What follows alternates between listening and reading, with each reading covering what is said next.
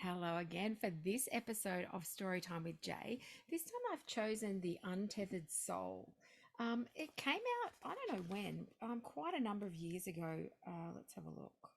2007. And I'll just read the back a little bit so you can get a bit of an idea. It says, "Who are you really? What would it like to be free from limitations and soar beyond your boundaries? What can you do each day to find this kind of inner peace and freedom?" The untethered soul offers a simple, profoundly intuitive answer to these questions. Whether this is your first exploration of inner space or you've devoted your life to an inward journey, this book will transform your relationship with yourself and the world around you. The untethered soul begins by walking you through your relationship with your thoughts and emotions, helping you uncover the source and fluctuations of your inner energy.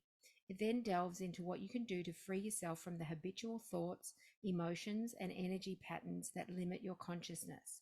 Finally, with perfect clarity, this book opens the door to a life lived in the freedom of your innermost being. So, I've chosen actually a chapter from right in the middle of the book, and it's a concept that I talk about in my community a lot about letting go of what no longer serves you. And so this spoke to me. So let's read it together. I haven't read this book for quite some time, but it's in the chapter part 3, which is called Freeing Yourself. Here we go.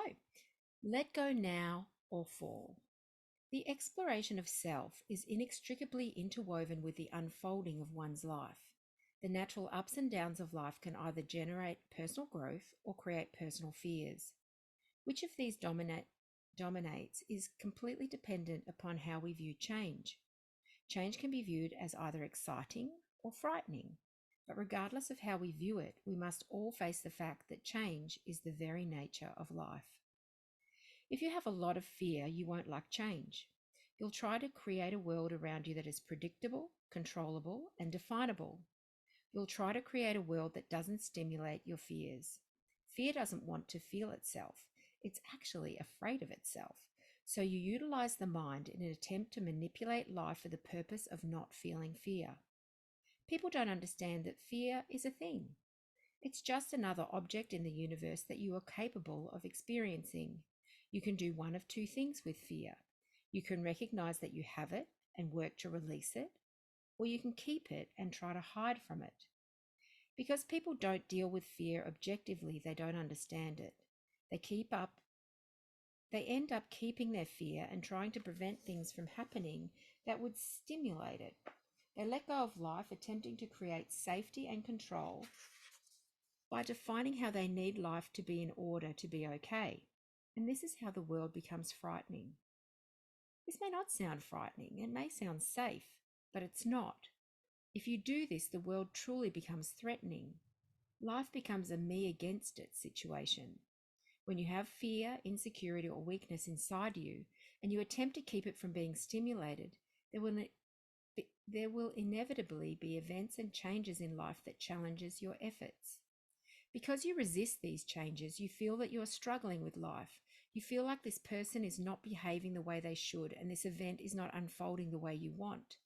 You see situations that happened in the past as disturbing, and you see things down the road as potential problems. Your definition of desirable and undesirable, as well as good and bad, all come about because you've defined how things need to be in order for you to be okay. We all know that we're doing this, but nobody questions it. We think we're supposed to figure out how life should be and then make it that way. Only someone who looks deeper and questions why we need the events of life to be a particular way will question this assumption. How do we come up with the notion that life is not okay just the way it is, or that it won't be okay the way it will be? Who said the way that life naturally unfolds is not all right? The answer is fear says so. The part of you inside that's not okay with itself can't face the natural unfolding of life because it's not under your control. If life unfolds in a way that stimulates your inner problems, then by definition, it is not okay. It's really simple. That which doesn't disturb you is okay, and that which does disturb you is not. We define the entire scope of our outer experience based on our inner problems. If you want to grow spiritually, you have to change that. If you are defining creation based upon the most messed up part of your being, what do you expect creation to look like? It's going to look like a frightful mess. As you grow spiritually, you'll realize that your attempts to protect yourself from the problems actually creates more problems. If you attempt to arrange people, places, and things so they don't disturb you, it will feel like life is against you. You'll feel like life is a struggle and that every day is heavy because you have no control and fight with everything. There will be competition, jealousy, and fear. You will feel that anyone at any moment could cause you disturbance. All they have to do is say or do one thing, and the next thing you know, there's a disturbance inside you. That makes life a threat. That's why you have to worry so much. That's why you have all these dialogues going on inside your mind. You're either trying to figure out how to keep things from happening, or you're trying to figure out what to do because they did happen. You are fighting with creation, and that makes creation itself the most frightening thing in your life. The alternative is to decide not to fight with life. You realize and accept that life is not under your control.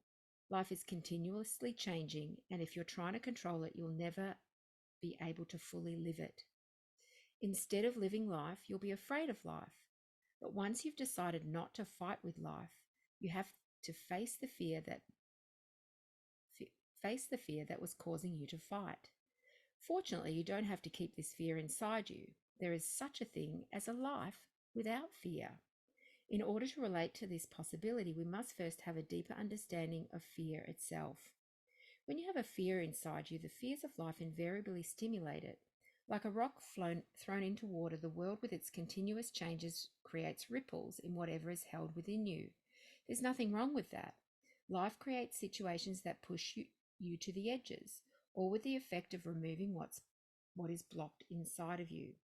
That which is blocked and buried within you forms the root of fear. Fear is caused by blockages in the flow of your energy. When your energy is blocked, it can't come up and feed your heart. Therefore, your heart becomes weak.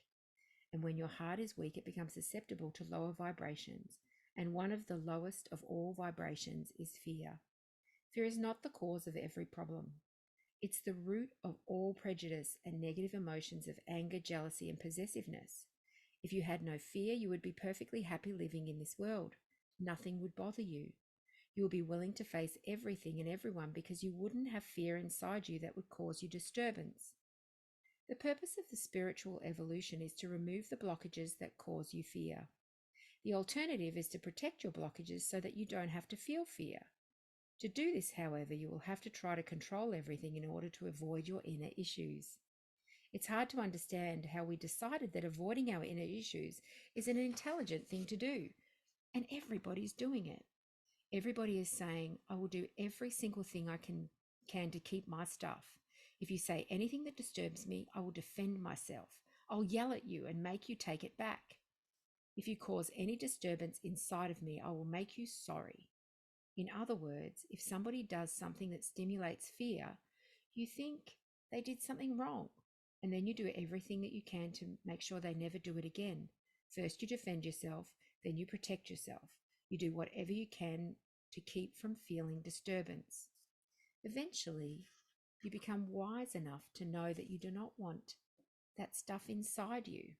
It doesn't matter who stimulates it. It doesn't matter what situation hits it. It doesn't matter whether it makes sense or whether it seems fair or not. Unfortunately, most of us are not that wise. We're really not trying to be free of our stuff. We're just trying to justify keeping it. If you truly want to grow spiritually, you'll realize that keeping your stuff is keeping you trapped. Eventually, you'll want out at any cost. You will then realize that life is actually trying to help you. Life is surrounding you with people and situations that stimulate growth. You don't have to decide who's right or wrong. You don't have to worry about other people's issues. You only have to be willing to open your heart in the face of anything and everything and permit the purification process to take place. When you do this, the first thing you'll see is that the situations will unfold that hit your stuff. But in truth, that's exactly what's been happening your entire life. The only difference is now you see it as a good thing because it's an opportunity to let go. The stuff that holds you down periodically rears its head. When it does, let it go. You simply permit the pain to come up into your heart and pass through. If you do that, it will pass. If you are sincerely seeking truth, you'll let go every time. This is the beginning and the end of the entire path. You surrender yourself to the process of emptying yourself. And when you work with this, you start to learn the subtler laws of the process of letting go. There is a law you will learn very early in the game because it's an unavoidable truth. You will learn it early, but you will fall many times while trying to adhere to it. The law is very straightforward. When your stuff gets hit, let go right then because it will be harder later. It won't be easier if you explore or play with it, hoping to take the edge off. It won't be easier to think about it, talk about it, or try to release only the part of it at a time.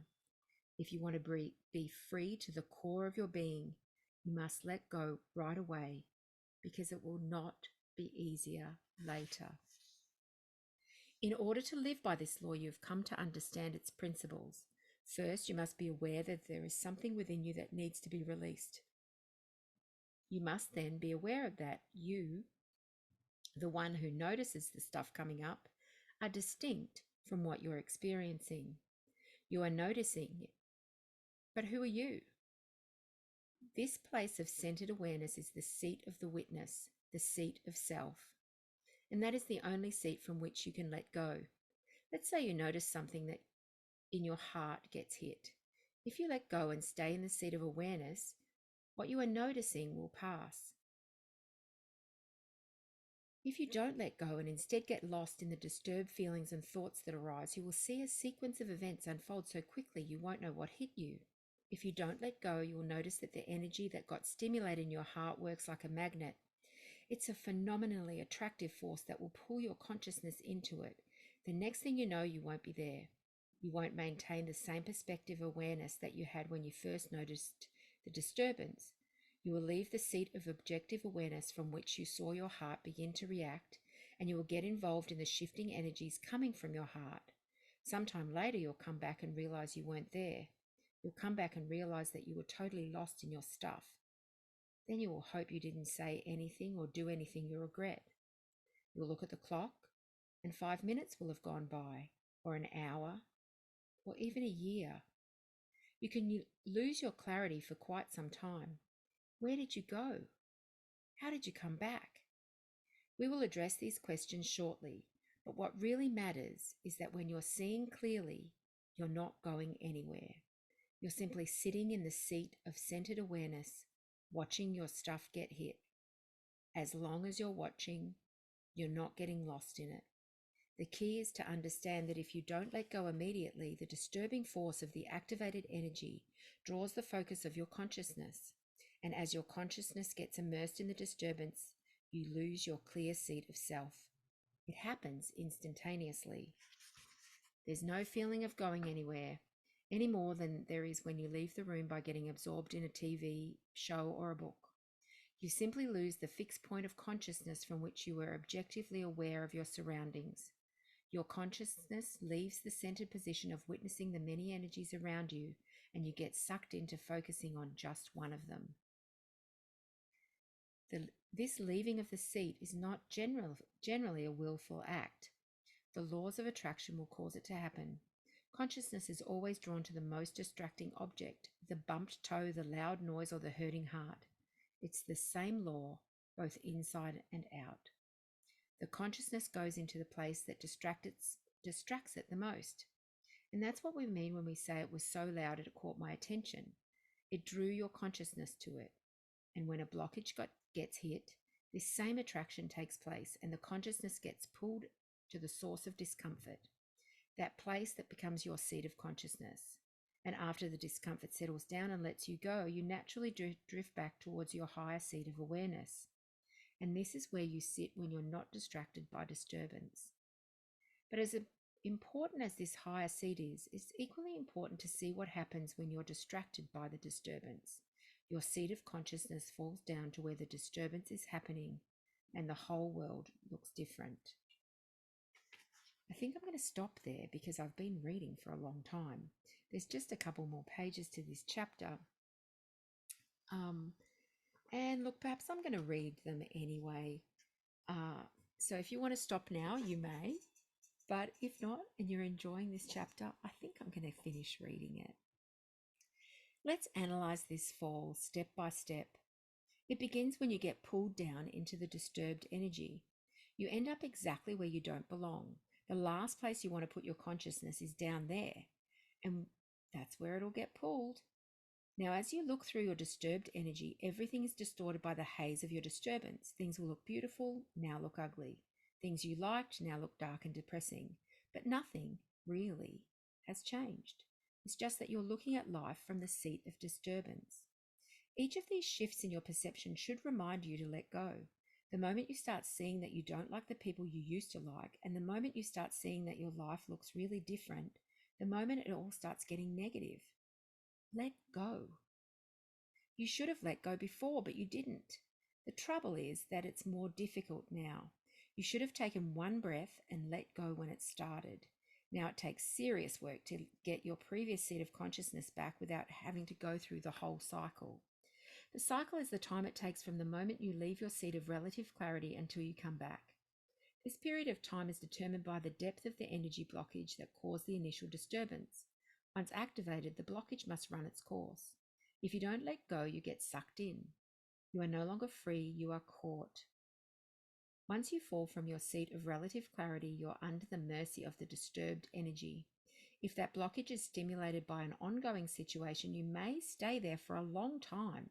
If it happens to be just a passing event and the energy released by the blockage dissipates immediately, then you'll find that you drift back up quickly.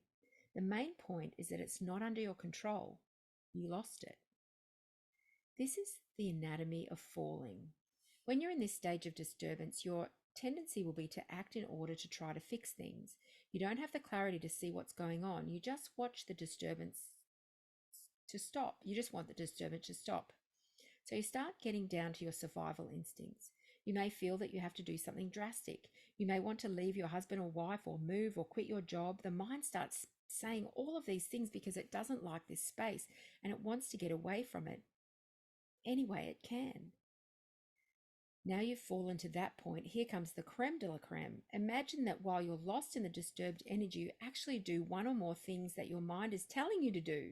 Imagine what would happen if you actually quit your job, or you decide, I've held this in for long enough, I'm going to give him a piece of my mind. You have no idea how big a step down that is. It's one thing if the disturbance is going on inside you, but the moment you allow it to express itself, the moment you allow to let that energy move your body, you have descended to another level. Now it's almost impossible to let go. If you start yelling at somebody, if you actually tell someone how you feel from this state of non-clarity, you have involved that person's heart and mind in your stuff. Now both your egos are involved. Once you externalize these energies, you'll want to defend your actions and make them look appropriate, but the other person will never think that they were appropriate. Now, even more forces are keeping you down. First, you fall into this darkness and then you manifest this darkness. And when you do this, you are literally taking the energy of blockage and passing it on. When you dump your stuff into this world, it's like painting the world with your stuff. You put more of that kind of energy into your environment and it comes back to you. And now you're surrounded by people who will interact with you accordingly. It's just another form of environmental pollution, and it will affect your life. And this is how negative cycles happen. You actually take a piece of your stuff, which is nothing but deeply seated disturbance from your past, and you implant it in the hearts of those around you. At some point, it will come back to you. Anything you put out comes back. Imagine if you got upset and fully released your disturbed energies onto another person. This is how people ruin relationships and destroy their lives. How far down can you go? Once you've weakened, another blockage could get hit, and yet another. You can fall all the way down until your life is an absolute mess.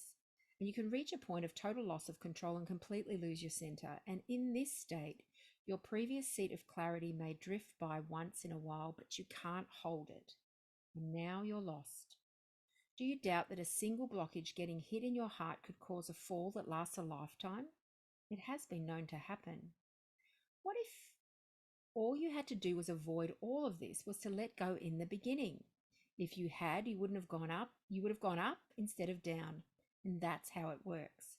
When a blockage gets hit, it's a good thing. It's time to open up internally and release the blocked energy. If you let go and permit the purification process to take place inside, that blocked energy will be released. And when it's released and allowed to flow up, it becomes purified and merges back into your center of consciousness. This energy then strengthens you instead of weakening you. You begin to go up and up, higher and higher, and you learn the secret of the ascent. The secret of the ascent is to never look down. Always look up. No matter what happens below you, you turn your eyes upward and relax your heart. You do not have to leave the seat of self in order to deal with the darkness. It will purify itself if you let it. Getting involved in the darkness does not dispel the darkness. It feeds it. Don't even turn towards it. If you see disturbed energies within you, it's okay. Don't think that you don't have blockages left to release. Just sit in the seat of awareness and never leave. No matter what goes on below you, open your heart and let it go. Your heart will become purified and you will never know another fall. And if you fall along the way, just get up and forget it. Use the lesson to strengthen your resolve. Let go right then. Do not rationalize, blame, or try to figure it out. Don't do anything. Just let go immediately and allow the energy to go back to the highest center of consciousness it can achieve. If you feel shame, let it go. If you feel fear, let it go. All of these are remnants of the blocked energy that's finally been purified. Always let go as soon as you're aware that you didn't. Don't waste your time. Use your energy to go up. You are a great being who has been given a tremendous opportunity to explore beyond yourself. The whole process is very exciting, and you will have good times and bad times. All sorts of things will happen, and that's the fun of the journey. So don't fall. Let go. No matter what it is, let it go. The bigger it is, the higher the reward of letting go, and the worse the fall if you don't. It's pretty black and white. You either let go or you don't. There really isn't anything in between. So let all of your blockages and disturbances become the fuel for the journey. That which is holding you down can become a powerful force that raises you up. You just have to be willing to take the ascent. Such a classic book. If you haven't read it, you should. I'll see you next time. I hope you enjoyed this story time with Day, the Untethered Soul.